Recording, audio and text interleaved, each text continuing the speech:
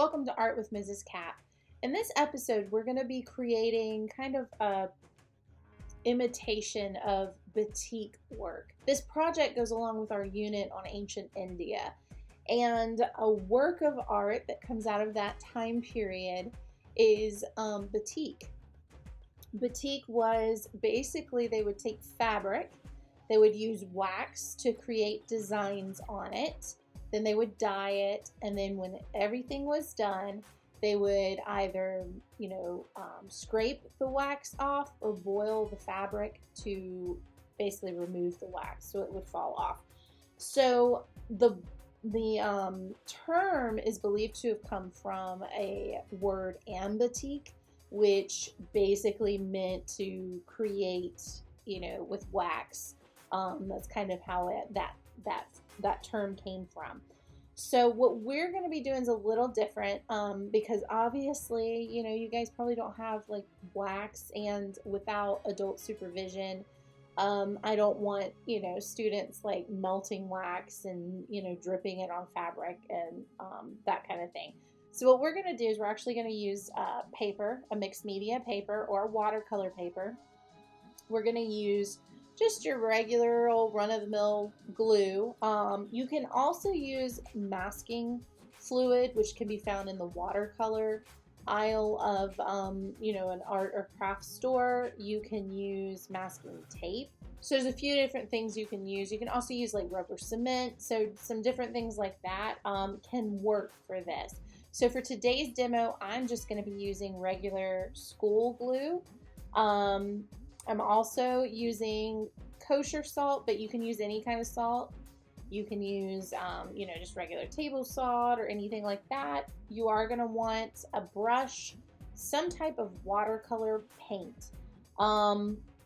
Typically, liquid watercolors probably work best, but you can use the tube watercolors. I'm going to be using watercolors out of a pan. So that's what I'll be using. I'll just be adding a lot of water to them to make them more, liquid.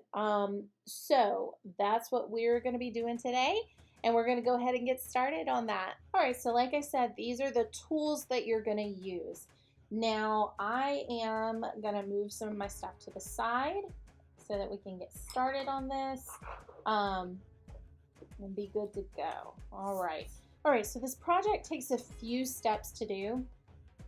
The first step, of course, is going to be creating our design with whatever you choose to use. So I'm just using regular Elmer's school glue. Find it in the store. You can also use Elmer's gel glue. That's a little bit easier if you actually wanted to peel this up when you're done. Another thing that you can use is masking fluid, which actually turns into like a kind of a rubber material when it's dry, and so when you're done with your painting and so forth, you can actually peel it up and it leaves behind the white paper underneath.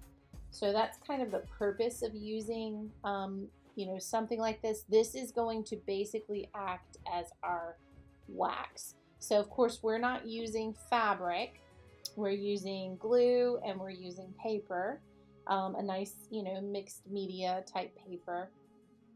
But it should, if we follow these steps appropriately, it should kind of give us that same look that you get with batik. Okay, so we'll go ahead and get started. I'll make my designs with glue, and then we'll have to wait for that to dry, and then we'll move on to that next step. All right, so with your glue, you can actually make, like an actual design, or you can do something that's abstract. It is completely up to you.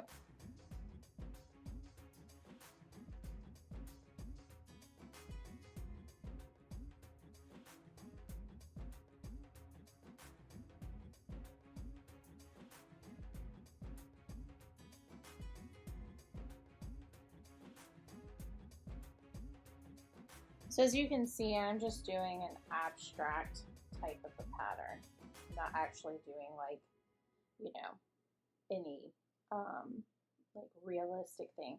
A lot of people will do like water lilies or flowers, um, fish, like that kind of thing, like koi. Like you can do some really pretty stuff if you want to do something like that. Um, but it is completely up to you what kind of a design you want to do.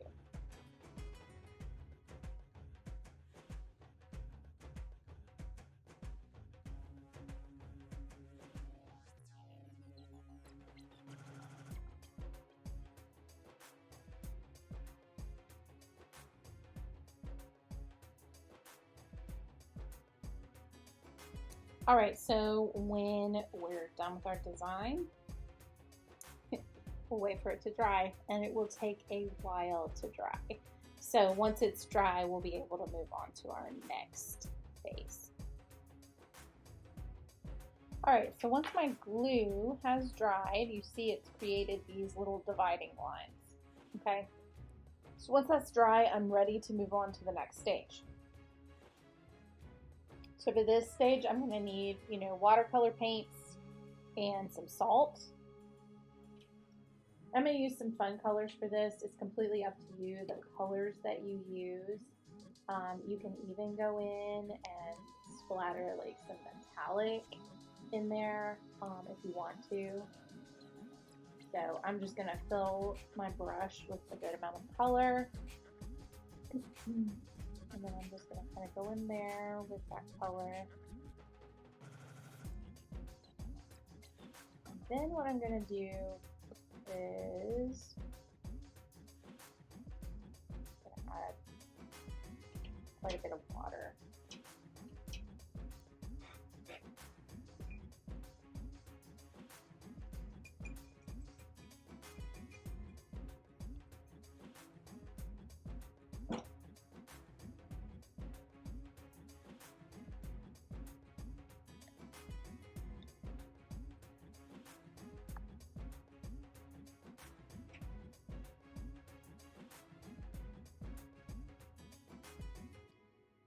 So I'm going to kind of wash some of that color out with some water.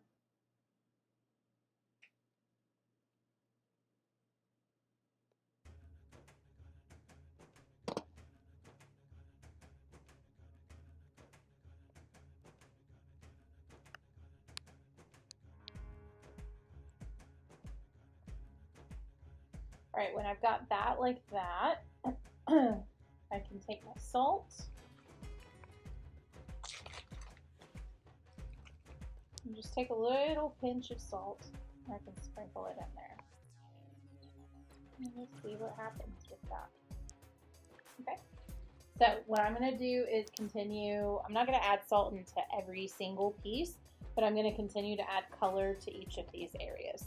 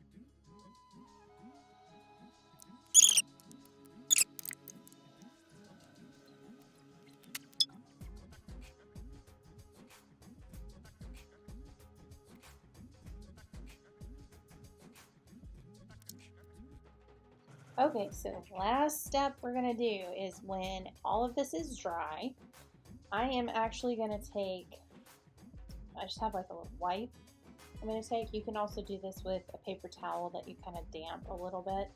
And I don't know if you can see. So normally with batik, what you would do in this step is you would remove the wax, but of course we use glue. You would remove the wax. If you used masking fluid or something like that, then you actually can, you know, pull that up and it'll leave behind white paper. I used glue. So if you used a masking fluid or, you know, a material like that, you can actually like lift it up, pull it off, and it leaves behind the white paper. If we were using wax, you would do a process to melt it off, but I used Elmer's glue. And so if I try to pull it off, it'll actually pull the paper off.